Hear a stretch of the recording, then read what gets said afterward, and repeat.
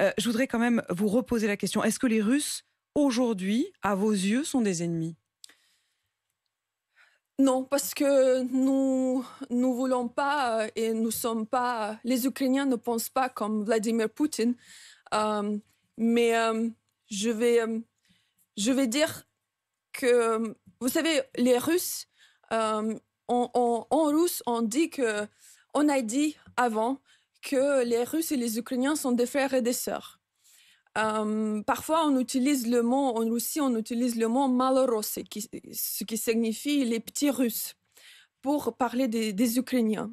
Ce qui, bien sûr, ce qui porte un message très clair. Je vais dire aujourd'hui que les Ukrainiens ne sont pas des petits Russes.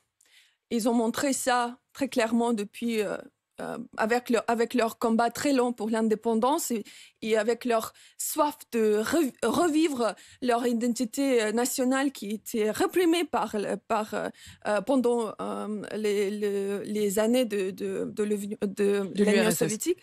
Euh, mais les Ukrainiens aussi ne sont plus des frères et des sœurs des Russes. Nous allons pas, nous ne pardonnerons jamais cette violence, cette torture atroce contre le peuple ukrainien, et nous n'oublions jamais la lâcheté non plus des Russes et des Européens. Vous avez dit, nous sommes seuls. On le sait, le président Zelensky avait demandé des actes forts à Joe Biden. Joe Biden, le président américain qui s'est exprimé cette nuit face au Congrès, qui a qualifié Vladimir Poutine de dictateur. C'est la première fois qu'il le fait. Mais qui dit aussi que ce soit clair, nos forces ne sont pas engagées et ne seront pas engagées dans le conflit avec les forces russes en Ukraine. Est-ce que là-dessus, vous êtes déçus? Je comprends que personne ne veut la guerre avec la Russie. Je comprends. Et je sais pourquoi. Mais nous ne pouvons plus échapper du fait que la Russie et Vladimir Poutine veulent la guerre avec le reste du monde. Et si nous rejetons complètement l'action militaire, je pense que nous passons encore ce message à Vladimir Poutine que les conséquences ne seront pas si grandes